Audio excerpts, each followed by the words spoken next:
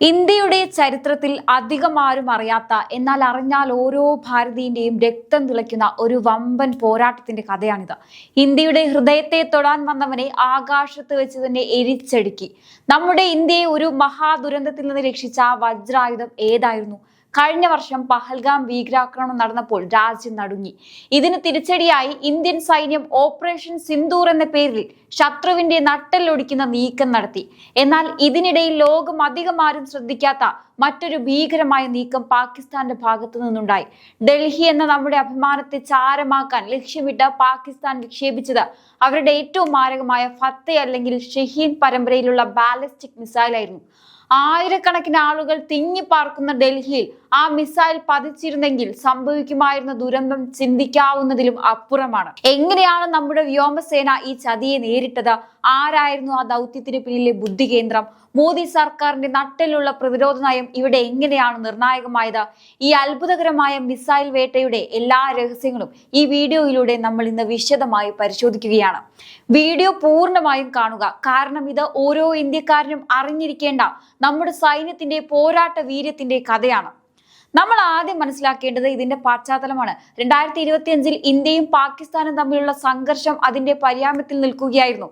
പഹൽഗാമിലെ ഭീരുത്വപരമായ ആക്രമണത്തിന് ശേഷം ഇന്ത്യൻ സൈന്യം ഒട്ടും വൈകിയില്ല.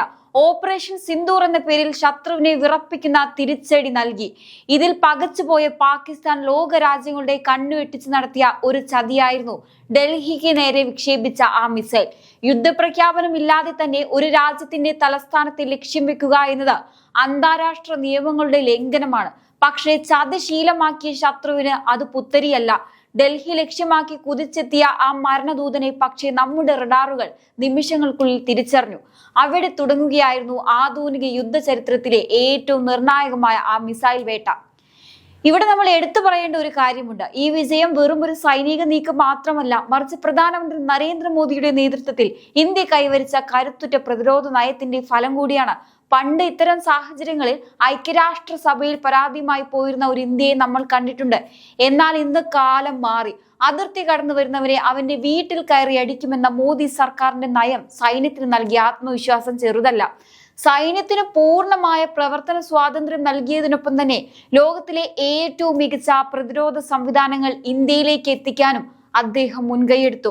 റഷ്യയുടെ S-400 മുതൽ ഇസ്രായേൽ സഹകരണത്തോടെയുള്ള മിസൈലുകൾ വരെ ഇന്ന് നമ്മുടെ ആകാശത്തിന് കാവലുണ്ട്. ശത്രു ഒരു മിസൈൽ അയച്ചാൽ അത് അവന്റെ രാജ്യത്ത് പതിക്കുന്നതിന് മുമ്പ് തന്നെ തകർക്കാൻ ഭാരതം സജ്ജമാണെന്ന് ഉറപ്പുവരുത്തിയത് മോദി സർക്കാരിന്റെ ഈ ദീർഘവീക്ഷണമാണ്. ഇനി നമുക്ക് ആ യഥാർത്ഥ ഹീറോയെ പരിചയപ്പെടാം. പടിഞ്ഞാറൻ അതിർത്തിക്കടുത്തുള്ള തന്ത്രപ്രധാനമായ സിർസ ഫോർവേഡ് വ്യോമത്താവളമായിരുന്നു ഈ ദൗത്യത്തിന്റെ കേന്ദ്രം. 45-ാം വിങ്ങിന്റെ എയർ ഓഫീസ് കമാൻഡിംഗ് ആയ എയർ കമാൻഡർ രോഹിത് കപിലിന്റെ നേതൃത്വത്തിലായിരുന്നു ഈ ഓപ്പറേഷൻ നടന്നത്. ശത്രു മിസൈലിന്റെ സിഗ്നൽ ലഭിച്ച നിമിഷം തന്നെ അദ്ദേഹം കൈകൊണ്ട വേഗത്തിലുള്ള തീരുമാനങ്ങളും കൃത്യമായ ഏകോപനവുമാണ് ദശലക്ഷക്കണക്കിന് ആളുകളുടെ ജീവൻ രക്ഷിച്ചത്. ഒരു മികച്ച സുഖോയ് 30 MKI പൈലറ്റ് കൂടിയായ കപിലിന്റെ യുദ്ധതന്ത്രങ്ങൾ ശത്രുവിനെ ഞെട്ടിച്ചു കളഞ്ഞു. അദ്ദേഹത്തിന്റെ ധീരത കണക്കിലെടുത്ത് 2025 രാഷ്ട്രപതി ദ്രൗപദി മുർമു അദ്ദേഹത്തിന് യുദ്ധസേനാ മെഡൽ നൽകി ആദരിച്ചു. സിർസയിൽ നിന്ന് കണ്ടെടുത്ത പാക് മിസൈൽ അവശിഷ്ടങ്ങൾ നമ്മുടെ സൈന്യത്തിന്റെ ജാഗ്രതയുടെ അടയാളമായി ഇന്നും അവശേഷിക്കുന്നു. ഈ വിജയത്തിന്റെ ഏറ്റവും പ്രധാന പങ്ക് വഹിച്ച ആയുധം ബരാക് 8 എന്ന മിസൈൽ സംവിധാനമാണ്. എന്താണ് ഇതിന്റെ പ്രത്യേകത എന്ന് നോക്കാം. ഇന്ത്യയും ഇസ്രായേലും സംയുക്തമായി വികസിപ്പിച്ച ഈ ആധുനിക പ്രതിരോധ കവചം ഏത് ദിശയിൽ നിന്നും വരുന്ന ശത്രു മിസൈലുകളെയും ഡ്രോണുകളെയും സെക്കൻഡുകൾക്കുള്ളിൽ തകർക്കാൻ ശേഷിയുള്ളതാണ്. ഡൽഹി ലക്ഷ്യമാക്കി കുതിച്ചെത്തിയ പാക് മിസൈലിനെ ഹരിയാനയ്ക്ക് മുകളിൽ വെച്ച് തന്നെ ബരാക് 8 ഇന്റർസെപ്റ്റ് ചെയ്തു. ഒരു മിന്നൽ പിണർ പോലെ പാനുപോയ നമ്മുടെ മിസൈൽ ശത്രുവിനെ ആകാശത്ത് വെച്ച് തന്നെ ചാരമാക്കി മാറ്റി.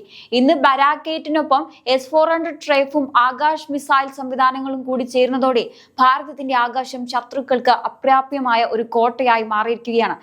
ഇന്ത്യ ഇവിടെയും നിർത്തുന്നില്ല. ഭാവിയിലെ ഡ്രോൺ ആക്രമണങ്ങളെയും സൈബർ യുദ്ധമുറകളെയും നേരിടാൻ സുദർശൻ എന്ന പേരിൽ ഒരു മൾട്ടി ലെയേർഡ് ഡിഫൻസ് ഷീൽഡ് രാജ്യം വികസിപ്പിക്കുകയാണ്. തദ്ദേശീയമായി നിർമ്മിക്കുന്ന റഡാറുകളും ഇന്റർസെപ്റ്റർ മിസൈലുകളും സംയോജിച്ചുകൊണ്ട് നിർമ്മിക്കുന്ന ഈ സുരക്ഷാ വലയം ഇന്ത്യയെ ലോകത്തിലെ തന്നെ ഏറ്റവും കരുത്തുറ്റ പ്രതിരോധ ശക്തിയാക്കി മാറ്റും. പാകിസ്ഥാൻ സാമ്പത്തികമായി തകർന്ന് പട്ടിണിയിലേക്ക് പോകുമ്പോൾ ഭാരതം ഇന്ന് പ്രതിരോധ രംഗത്ത് ഒരു സൂപ്പർ പവറായി മാറുകയാണ്. മിസൈൽ വേട്ട കേവലം ഒരു വാർത്തയല്ല, അത് ആധുനിക യുദ്ധമുഖത്ത് ഇന്ത്യ കൈവരിച്ച സാങ്കേതിക മേധാവിത്വത്തിന്റെ വിളംബരമാണ്. നമ്മുടെ സൈന്യത്തിന്റെ ജാഗ്രതയും നട്ടിലുള്ള ഒരു ഭരണകൂടത്തിന്റെ തീരുമാനങ്ങളും ഒത്തുചേർന്നപ്പോൾ ഭാരതത്തിന്റെ തലസ്ഥാനം സുരക്ഷിതമായി. ഇനി എന്തുകൊണ്ടാണ് പാകിസ്ഥാൻ ഫത്തേ ഷഹീൻ മിസൈലുകൾ തന്നെ ഇതിനായി തിരഞ്ഞെടുത്തതെന്ന് നമ്മൾ പരിശോധിക്കേണ്ടതുണ്ട്. ചൈനയുടെ സഹായത്തോടെ പാകിസ്ഥാൻ വികസിപ്പിച്ചെടുത്ത ഈ മിസൈലുകൾക്ക് വലിയ ദൂരപരിധിയുള്ള ലക്ഷ്യങ്ങളെ തകർക്കാൻ ശേഷിയുണ്ടെന്നാണ് അവർ അവകാശപ്പെടുന്നത്. ഇന്ത്യയുടെ പ്രധാന നഗരങ്ങളെ ലക്ഷ്യം വെച്ച് ഭയപ്പെടുത്തുക എന്നതായിരുന്നു അവരുടെ പ്രധാന തന്ത്രം. എന്നാൽ പാകിസ്ഥാന്റെ ഈ സാങ്കേതിക വിദ്യയേക്കാൾ എത്രയോ മുകളിലാണ് ഇന്ത്യയുടെ പക്കലുള്ള റഷ്യൻ നിർമ്മിത S-400 ട്രയഫ് എന്ന് അവർ വൈകിയാണ് മനസ്സിലാക്കിയത്. ലോകത്തിലെ തന്നെ ഏറ്റവും മികച്ച മിസൈൽ പ്രതിരോധ സംവിധാനമാണ് S-400. ഒരേ സമയം 36 ലക്ഷ്യങ്ങളെ വരെ തിരിച്ചറിയാനും അവയെ തകർക്കാനും ഇതിന് സാധിക്കും. പാകിസ്ഥാന്റെ മിസൈലുകൾ വിക്ഷേപണ തറയിൽ നിന്ന് ഉയരുമ്പോൾ തന്നെ നമ്മുടെ റഡാറുകൾ അവയെ പിടിച്ചെടുക്കും. അതായത് അവർ യുദ്ധം തുടങ്ങുന്നതിന് മുമ്പ് തന്നെ ഇന്ത്യ അത് അവസാനിപ്പിച്ചിരിക്കും. ഇതാണ് പുതിയ ഇന്ത്യയുടെ കരുത്ത്. ഈ മിസൈൽ വേട്ടയ്ക്ക് ശേഷം ലോകത്തെ വമ്പൻ ശക്തികൾ പോലും ഭാരതത്തെ അത്ഭുതത്തോടെയാണ് നോക്കുന്നത്. സാധാരണയായി ഇത്തരം സംഘർഷങ്ങൾ ഉണ്ടാകുമ്പോൾ അമേരിക്കയും റഷ്യയും ഉൾപ്പെടെയുള്ള രാജ്യങ്ങൾ മധ്യസ്ഥതയ്ക്ക് വരാറുള്ളതാണ്. എന്നാൽ ഇത്തവണ ഇന്ത്യയുടെ പ്രതിരോധം കണ്ട ലോക രാജ്യങ്ങൾ പാകിസ്ഥാനെയാണ് കുറ്റപ്പെടുത്തിയത്. ഭീകരവാദത്തെ പ്രോത്സാഹിപ്പിക്കുകയും അയൽരാജ്യത്തിന് നേരെ മിസൈലുകൾ തൊടുക്കുകയും ചെയ്യുന്ന പാകിസ്ഥാന്റെ നടപടി ആഗോളതലത്തിൽ അവർക്ക് വലിയ തിരിച്ചടിയായി. അതുപോലെ തന്നെ സമാധാനം ആഗ്രഹിക്കുന്ന എന്നാൽ ശത്രുവിനെ അടിച്ചമർത്താൻ മടിക്കാത്ത ഒരു രാജ്യം എന്ന നിലയിൽ ഇന്ത്യയുടെ അന്തസ്സ് വാനോളം ഉയർന്നു.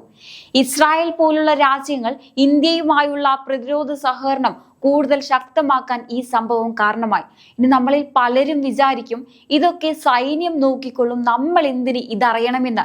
എന്നാൽ സുഹൃത്തുക്കളെ, നമ്മുടെ രാജ്യത്തിന്റെ സുരക്ഷ എന്നത് ഓരോ പൗരന്റെയും അഭിമാനമാണ്. മോദി സർക്കാർ പ്രതിരോധ ബജറ്റിൽ വരുത്തിയ മാറ്റങ്ങളും മേക്ക് ഇൻ ഇന്ത്യ വഴി ആയുധങ്ങൾ ഇവിടെ തന്നെ നിർമ്മിക്കാൻ കാണിക്കുന്ന ആവേശവും വെറുതെയല്ല എന്ന് ഈ സംഭവം തെളിയിക്കുകയാണ്. ഒരു കാലത്ത് വെടിയുണ്ടകൾക്ക് പോലും വിദേശ രാജ്യങ്ങളെ ആശ്രയിച്ചിരുന്ന ഇന്ത്യയിൽ നിന്ന് ഇന്ന് ലോകത്തിന് മിസൈലുകൾ കയറ്റുമതി ചെയ്യുന്ന ഇന്ത്യയിലേക്കുള്ള മാറ്റം അതിശയിപ്പിക്കുന്നതാണ്. ആ മിസൈൽ വേട്ട നടന്ന രാത്രി സിർസ എയർബേസിലെ സൈനികർ അനുഭവിച്ച സമ്മർദ്ദം നമുക്ക് ഊഹിക്കാവുന്നതിലും അപ്പുറമായിരുന്നു. ഒരു സെക്കൻഡ് വൈകിയിരുന്നെങ്കിൽ അല്ലെങ്കിൽ ഒരു ചെറിയ കണക്കുകൂട്ടൽ തെറ്റിയിരുന്നെങ്കിൽ ചരിത്രം മറ്റൊന്നാകുമായിരുന്നു.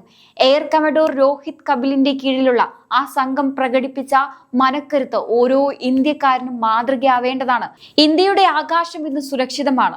അത് തകർക്കാൻ വരുന്നവർക്ക് ലഭിക്കുന്നത് കനത്ത പ്രഹരമായിരിക്കും. പാകിസ്ഥാൻ തങ്ങളുടെ തെറ്റുകളിൽ നിന്ന് പാഠം പഠിക്കുമെന്ന് നമുക്ക് പ്രത്യാശിക്കാം.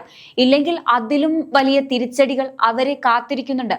ഭാരതത്തിന്റെ ഈ പ്രതിരോധ കരുത്തിനെ കുറിച്ച്, നമ്മുടെ സൈന്യത്തിന്റെ ഈ വീരഗാഥയെക്കുറിച്ച് നിങ്ങൾക്ക് എന്താണ് തോന്നുന്നത്? തീർച്ചയായും നിങ്ങളുടെ അഭിപ്രായങ്ങൾ താഴെ കമന്റ് ബോക്സിൽ രേഖപ്പെടുത്തുക. മറ്റൊരു വിഷയവുമായി വീണ്ടും കാണാം. നന്ദി.